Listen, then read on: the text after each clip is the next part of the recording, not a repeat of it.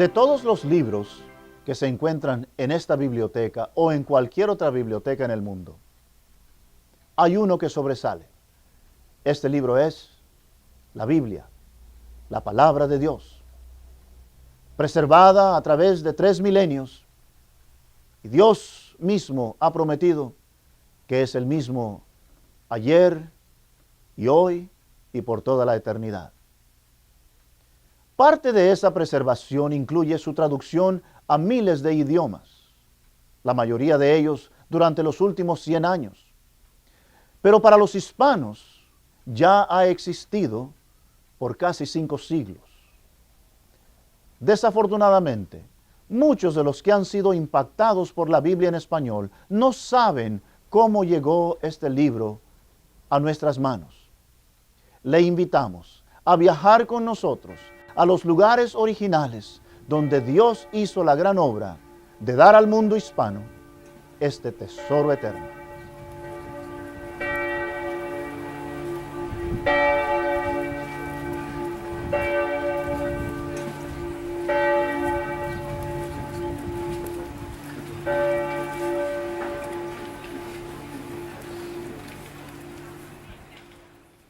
Hasta el año 1449, cada libro, y especialmente cada Biblia, tenía que ser escrita individualmente a mano. Cada letra, cada palabra, cada línea, cada página tenía que ser escrita a mano. Era un proceso extremadamente laborioso, caro e increíblemente tardado. En 1450, un hombre llamado Juan Gutenberg inventó la primera imprenta de tipo movible. Me encuentro en el Museo de Gutenberg en la ciudad de Mainz, en Alemania, y esta es una réplica de esa imprenta. El proceso de tipo movible es muy sencillo. Cada letra era moldeada de un metal especialmente mezclado. Luego esas letras individuales eran arregladas en palabras, alineadas, y luego una página entera podía ser compuesta y puesta en una repisa o en una bandeja como esta. Esto era puesto debajo de la plancha, tinta era aplicada a las letras, el papel era puesto sobre la tinta, todo esto después estaba imprimido por compresión. Las letras entonces quedaban grabadas en el papel. Dos cosas suceden aquí que son muy importantes. En primer lugar, por primera vez, errores podían ser corregidos sin tener que escribir toda la página, simplemente cambiando el orden de las letras o arreglando las palabras en la bandeja. En segundo lugar, una página o 1000 páginas podían ser impresas al mismo tiempo o en ese mismo día. Cuando Casiodoro de Reina y los demás traductores de la palabra de Dios hicieron sus traducciones, ya tenían ellos en mente no solamente el imprimir un ejemplar, sino que muchos ejemplares de la palabra de Dios y hacerlos disponibles a las gentes en sus propios idiomas aquí en Europa. Es importante saber también que el primer libro que fue impreso en esta imprenta fue la Biblia latina, la cual fue terminada de imprimir en el año 1454.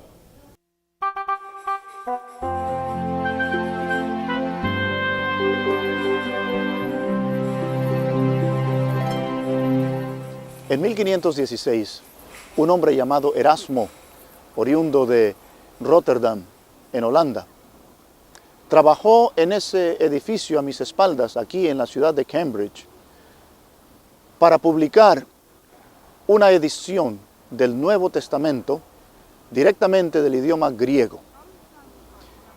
Esta edición, llamada la Gran Edición del Nuevo Testamento, ha llegado a ser la columna vertebral de la familia de textos que sirvieron como inspiración para muchas traducciones de la Biblia en diversos idiomas.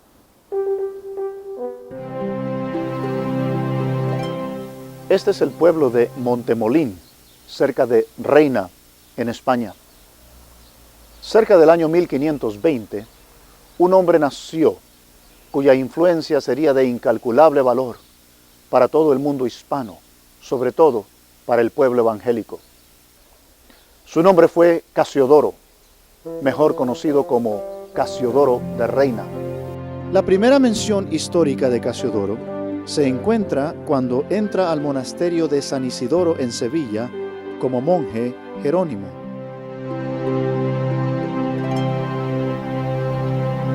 El año 1557, el lugar, el monasterio de San Isidoro del Campo, en lo que antes fue Sevilla la Vieja, hoy Santiponce, en las afueras de la gran ciudad de Sevilla, en España.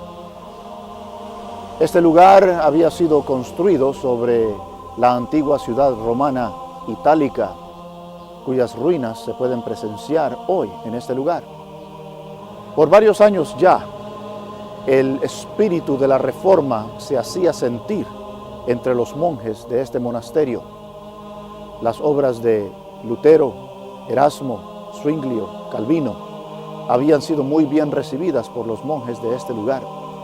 Ellos habían estudiado las escrituras de estos grandes hombres de Dios y habían sido grandemente influenciados por ellos, lo cual hubiera animado a Casiodoro de Reina a hacer la primera traducción de la Biblia de los originales al español. Tenemos que entender que en 1551 la Inquisición española había prohibido estrictamente no solamente la lectura, sino que la posesión de cualquier ejemplar de la Biblia que no fuera en el idioma latín. O sea que cualquier edición de la Biblia traducida a un lenguaje común era estrictamente prohibida en todo país en Europa.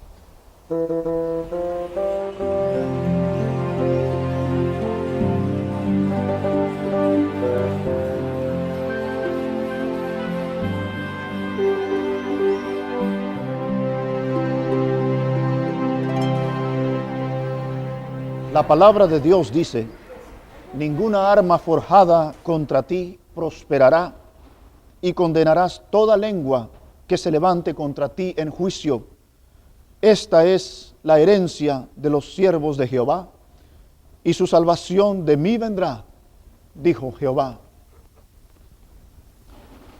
Estamos en el castillo de la Inquisición, o por lo menos lo que queda del mismo. Este era el cuartel general de la Inquisición aquí en Sevilla. En este lugar se encontraban los notorios calabozos de Triana. Aquí eran traídos los hermanos, eran torturados, eran enjuiciados y luego eran llevados al otro lado del río Guadalquivir, a la plaza de San Francisco, para sufrir el martirio.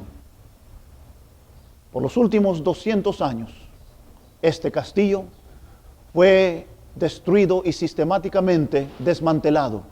Lo último que queda son estas paredes, estas bases sobre las cuales ahora estos edificios se levantan, y este callejón que queda como un testigo mudo de las injusticias y las crueldades que en una ocasión se efectuaron aquí en contra de nuestros hermanos. Ciertamente, la palabra de Dios se verifica una vez más, y Dios ha sido fiel a esa palabra. Esta es la plaza de San Francisco en Sevilla. En este lugar la Inquisición castigaba a aquellos a quienes ellos catalogaban como herejes. Muchos de nuestros hermanos sufrieron cruel tortura y aún la muerte.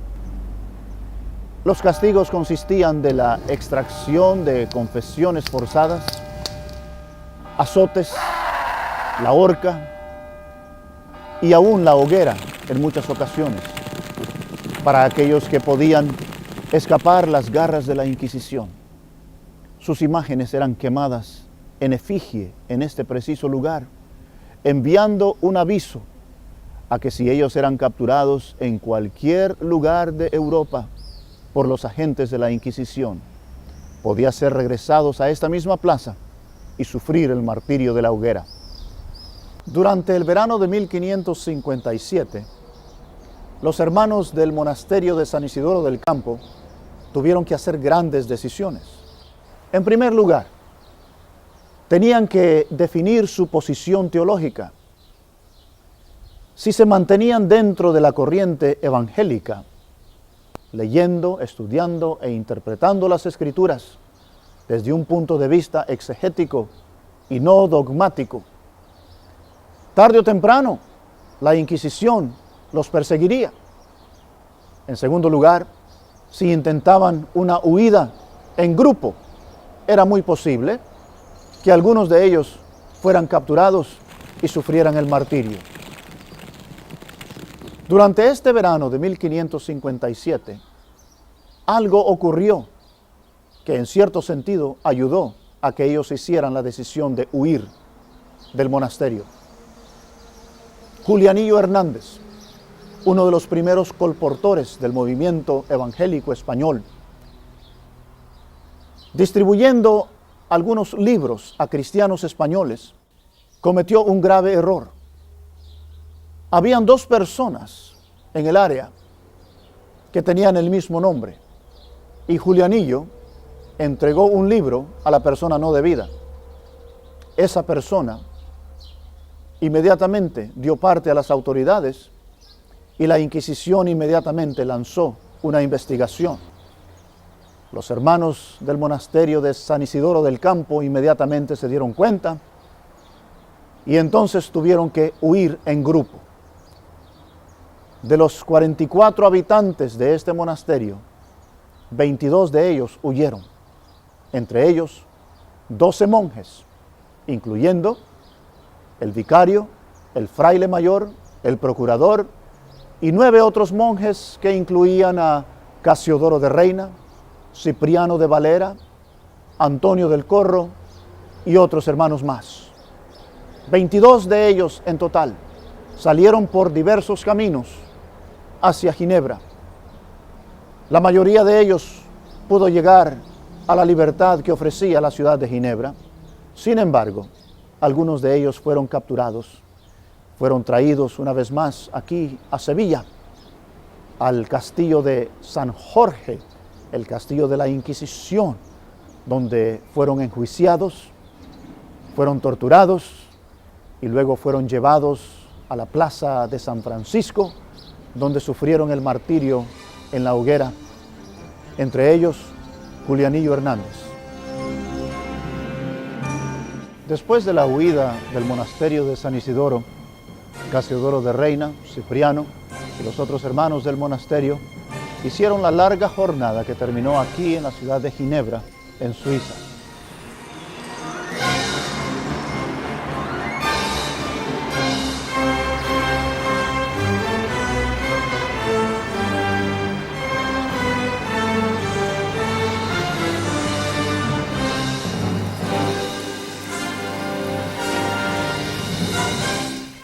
La ciudad de Ginebra es una ciudad muy interesante. Fue una de las pocas ciudades que eran bastante tolerantes a las ideas de la Reforma. Juan Calvino, uno de los grandes reformistas, fue una de las grandes influencias en la vida de Casiodoro de Reina y Cipriano de Valera, lo cual motivó a que ellos se dirigieran directamente a Ginebra de su fuga del monasterio de San Isidoro. Por varios años, el grupo de refugiados españoles se reunía en una pequeña congregación aquí, y cuando llegaron Casiodoro, Cipriano y los demás, inmediatamente se juntaron a ellos. Mucho ha cambiado en la ciudad de Ginebra desde esos días. Sin embargo, por estas calles sabemos que los hermanos pasaron muchas veces haciendo la obra del Señor. Detrás de mí se encuentra el monumento que los ciudadanos de Ginebra dedicaron a los campeones de la Reforma en Suiza: a Farel, Calvino, Beza y Knox. Ciertamente, Casiodoro de Reina y Cipriano de Valera y los demás estaban en muy buena compañía. Sin embargo, diferencias surgieron y Casiodoro consideró mejor trasladarse juntamente con parte de la congregación española directamente a Londres, en Inglaterra. La reina Isabel había ascendido al trono y las garantías religiosas en Inglaterra eran mucho mejor que en otros lugares. También las posibilidades de la traducción de la Biblia al español eran muy factibles en Inglaterra durante este tiempo. Cipriano de Valera permaneció aquí en la ciudad de Ginebra por lo menos 2 años después de que Casiodoro y parte de la congregación se fueron a Londres.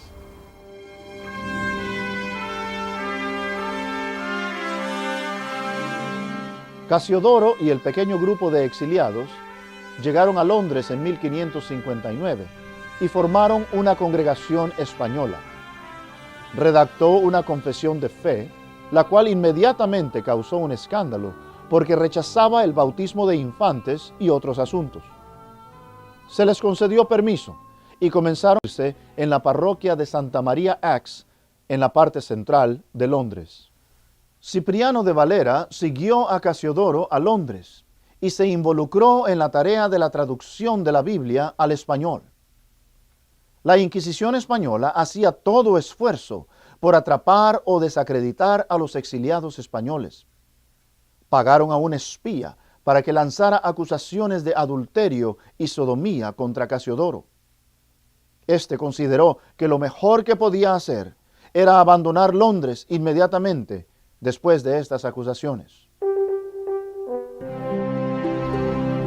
El 21 de septiembre de 1563, Casiodoro de Reina huyó de la ciudad de Londres y se refugió aquí, en la ciudad de Amberes, en lo que hoy es Bélgica. Varios días después, su esposa también pudo huir de Londres disfrazada de marinero y se dirigió aquí a la misma ciudad donde se juntó con su esposo. Los dos entonces emprendieron su jornada hacia Frankfurt.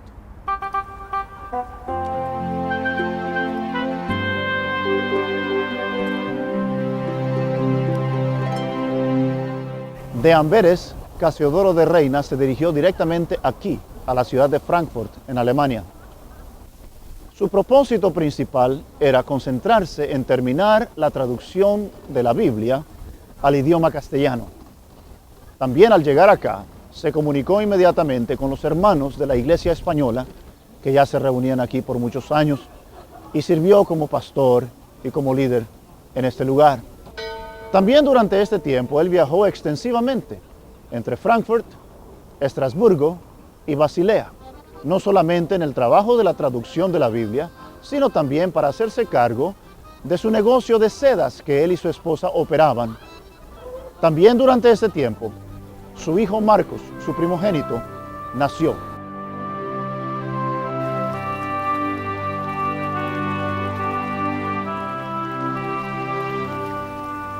Por fin, después de más de 10 largos años, el fin del camino en lo que concierne a la traducción de la Biblia al español. Casiodoro de Reina trajo todos sus manuscritos aquí a la ciudad de Basilea, en Suiza. En esa casa, marcada con ese ángel, Casiodoro de Reina pudo terminar su traducción al español. Llegó muy enfermo, gravemente enfermo. Tan enfermo que estuvo 5 semanas en cama. Sin embargo, pudo terminar la traducción y comenzó la supervisión de la impresión de la Biblia. En el taller de un hombre llamado Juan Herbst, también conocido como Oporino, la Biblia empezó a ser imprimida en marzo de 1568. Desafortunadamente, Oporino murió a mediados del proyecto. Sin embargo, Guarín, el hombre que tomó el negocio, con la ayuda de otro impresor llamado Apiario, pudieron terminar la obra en agosto de 1569.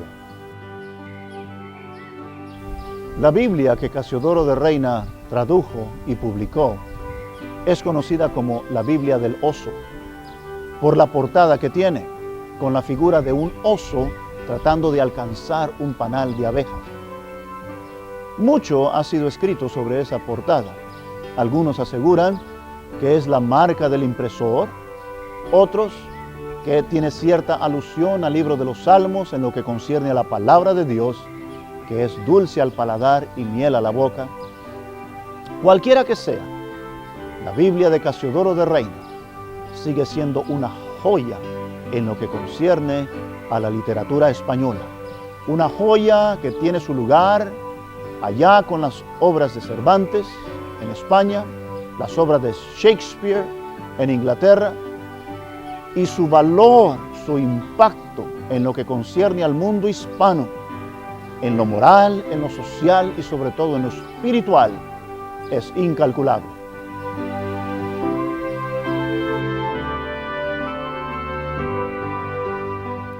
En 1578, Casiodoro de Reina recibió una invitación de parte de los hermanos de la iglesia francesa luterana que se reunía aquí en la ciudad de Amberes.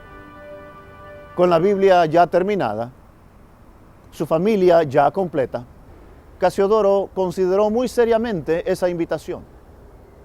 Sin embargo, la sombra de los cargos que estaban pendientes todavía en Londres influía mucho sobre su decisión.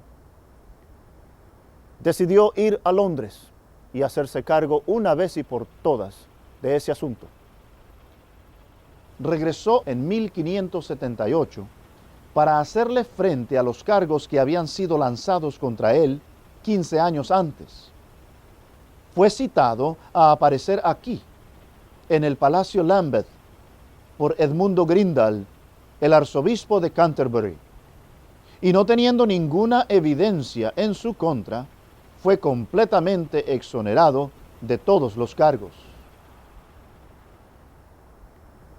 Al haber sido absuelto en Londres, Casiodoro regresó a Amberes, donde tomó el pastorado de la iglesia. Estos fueron años muy felices para Casiodoro de Reina, puesto que su deseo siempre había sido el pastorear una iglesia y finalmente Dios le había dado ese privilegio. Sin embargo, existía el peligro de una invasión española sobre toda esta región, la cual se efectuó en el año de 1585.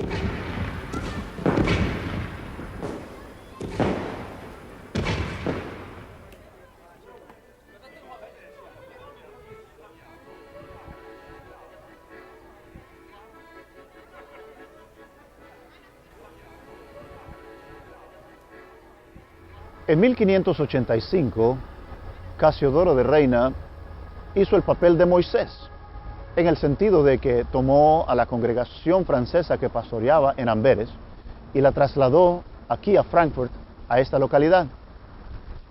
Este era el lugar donde la iglesia de las Damas Blancas estaba ubicada. Este era el lugar donde la iglesia española se había reunido por muchos años. Por los próximos 9 años, Casiodoro de Reina sirvió como su pastor, su líder espiritual, su consejero, hasta el día de su muerte. Desafortunadamente, el templo fue destruido a causa de los bombardeos durante la Segunda Guerra Mundial.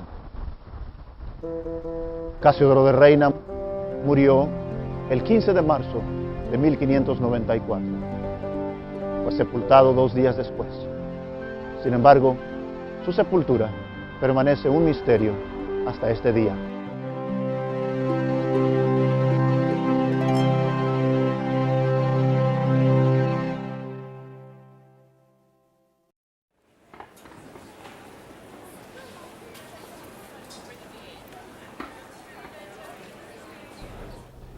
Existe otro hombre a quien todavía no hemos dado la atención debida, pero ciertamente fue uno de los grandes protagonistas en lo que fue la historia de la traducción de la Biblia al español.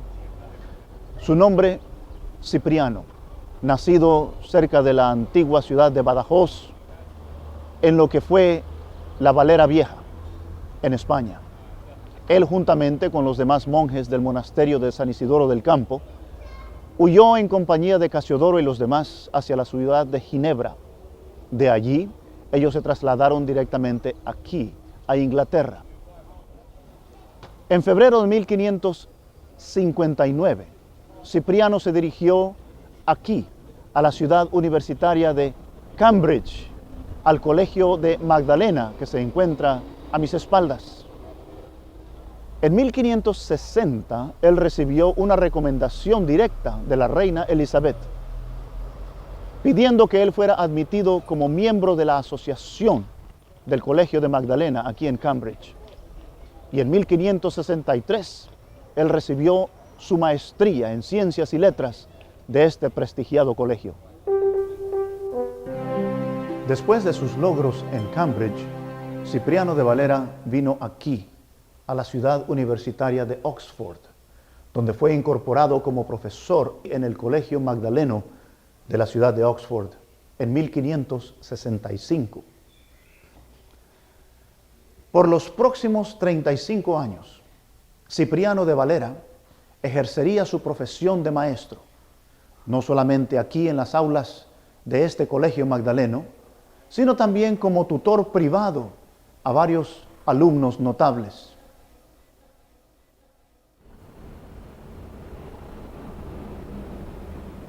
Mientras trabajaba como profesor en el Colegio Magdaleno de la Universidad de Oxford, Cipriano de Valera estableció su residencia aquí, en este vecindario de la ciudad de Londres, que se llama Broad Street Ward. Fue durante estos años también que, además de trabajar en la revisión de la Biblia de Casiodoro de Reina, él también se empeñó en publicar una edición del Nuevo Testamento, la cual se terminó en el año de 1596.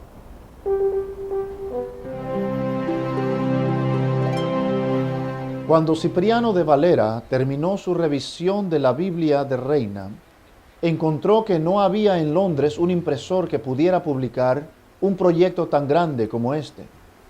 Así que vino aquí, a Ámsterdam, en Holanda, donde su versión de la Biblia fue publicada en 1602. No existe más información histórica de su vida después de este punto. Se presume que murió poco después de haber publicado su Biblia, pero su lugar de sepultura, así como el de Casiodoro, se desconoce hasta el día de hoy.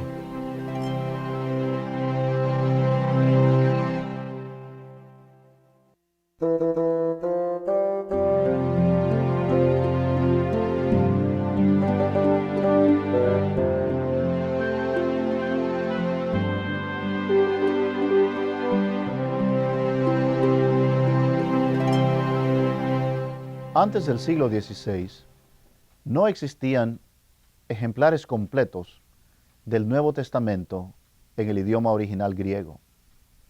Existían porciones, fragmentos, algunos de ellos conteniendo las epístolas paulinas, otros tal vez los evangelios y otros aún otras porciones del Nuevo Testamento, pero no existía un ejemplar completo del Nuevo Testamento en griego.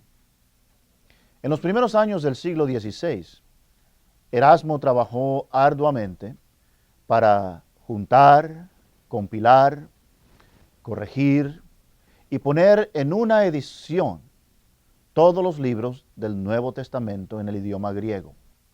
Esta edición se le tituló la Gran Edición del Nuevo Testamento en griego.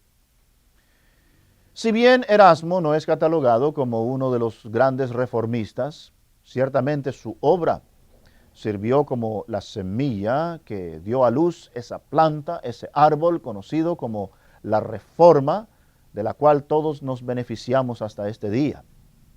Y ha sido la columna vertebral sobre la cual las grandes traducciones de las Sagradas Escrituras han sido basadas. Hombres como Martín Lutero, Juan Calvino, Guillermo Tyndale, y aún Casiodoro de Reina y Cipriano de Valera pudieron aprovechar la gran obra de Erasmo para hacer sus traducciones y su trabajo en el idioma común de sus pueblos. A través de casi 500 años, este texto ha permanecido virtualmente intacto, aunque ha sido revisado varias veces. Ciertamente en el siglo XVI, hombres como el mismo Erasmo, Estéfano, Beza, y en el siglo XVII los hermanos Elsevier revisaron el texto. En 1633 fue conocido como el Textus Receptus, o sea, el texto recibido. Pero en el siglo XIX, algunos hombres comenzaron a experimentar con otros manuscritos, algunos de ellos de mucha antigüedad, pero manuscritos incompletos. Es más, la suma completa de ellos es menos que el 10% de lo que antes ya se conocía. Pero lo más importante del caso es que provienen de una región notoria, famosa por falsa doctrina y falsa enseñanza, como es el área de Alejandría. Estos manuscritos han sido conocidos como el texto moderno o el texto crítico. Ahora, la gran diferencia que existe entre el texto crítico y el textus receptus, o sea, el texto recibido, el texto antiguo, es que el texto moderno, el texto crítico, no solamente altera en muchas veces porciones del Nuevo Testamento, sino que también omite pasajes enteros del Nuevo Testamento sobre cuestiones teológicas y doctrinas fundamentales de la fe, como lo es la deidad de Cristo, la salvación por gracia y otras doctrinas fundamentales para nuestra fe.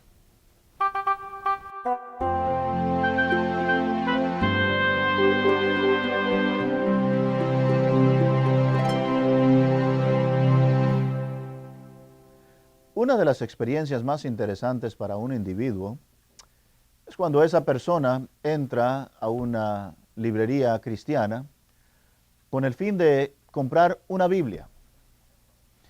Se encuentra con repisas llenas de ejemplares de la Biblia en el idioma español. Muchas de ellas leen Reina Valera, otras tienen diferentes títulos. Y la persona tiende casi inmediatamente a tratar de irse a lo más antiguo para tener tal vez ese sentido de validez histórica en sus manos. Tengo en mis manos aquí una copia de la obra de Casiodoro de Reina, publicada en 1569, también conocida como la Biblia del Oso. Es un ejemplar muy hermoso. Tal vez la persona quisiera ir hacia la revisión que Cipriano de Valera hizo en 1602. Las dos están a la disposición del público. Sin embargo, nos damos cuenta, simplemente al abrirla, que además de promover un interés histórico o sentimental, son un poco imprácticas y difíciles de usar porque el idioma, la forma ortográfica del castellano del siglo XVI es muy diferente, muy distinto al español de nuestros días. Así que nos hacemos la pregunta, ¿cuál versión debe uno de escoger? Después de mucho escudriñamiento hemos llegado a la conclusión de que hay dos versiones que son muy fidedignas y se apegan mucho a lo original. Estas son la versión de 1909, también conocida como la versión antigua, y la versión de 1960. Por el simple hecho de que estas dos versiones en español de las Sagradas Escrituras descansan sobre el texto original, sobre lo que llamamos el texto recibido, el textus receptus. Ahora, existen muchas otras Biblias en español, algunas de ellas aún con el título de Reina Valera. Sin embargo, estas versiones de la Biblia, como la Nueva Versión Internacional, la versión popular, la Biblia de Jerusalén, la Reina Valera actualizada, algunas de las Biblias nuevas que la Iglesia Católica ha publicado, algunas paráfrasis como Dios llega al hombre, la Biblia al día, etcétera, en español, descansan, si no totalmente, por lo menos parcialmente, en los textos críticos, en los textos modernos, en el texto alejandrino, que ya hemos visto, tiene sinnúmeros errores, que en muchas ocasiones altera el texto original o aún omite pasajes enteros de las Sagradas Escrituras. Un pequeño ejemplo entre muchos que podríamos darles. En Mateo capítulo 18 y versículo 11, el texto original lee, porque el Hijo del Hombre ha venido para salvar lo que se había perdido. Este texto tan importante para nuestra fe ha sido completamente omitido de la versión popular, la Nueva Versión Internacional, aún la Reina Valera actualizada lo omite por completo. Así que la persona se pregunta, entonces, ¿cómo sé que tengo en mis manos un volumen de las Sagradas Escrituras que es fidedigno. Muy fácil.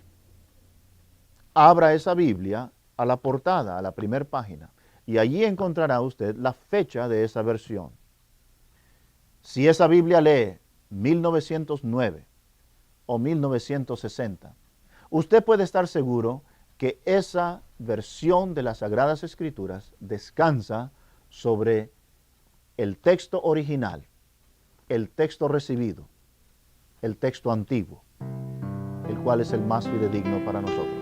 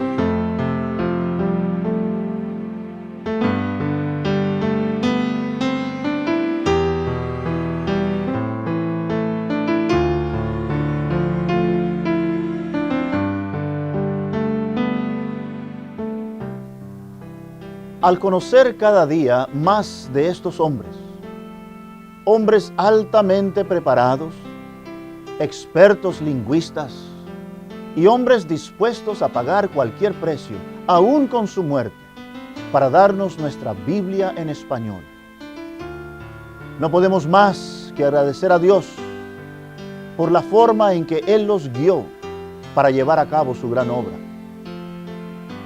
Durante el siglo XX, el grupo de mayor crecimiento en el Evangelio fue el mundo hispano. Millones de almas han venido a los pies de Jesucristo por el sacrificio de Francisco de Encinas, Juan Pérez de Pineda, personas como Julianillo Hernández, pero sobre todo Casiodoro de Reina y Cipriano de Valera. Ciertamente, Dios ha sido fiel a su palabra y ha depositado en nuestras manos el tesoro eterno.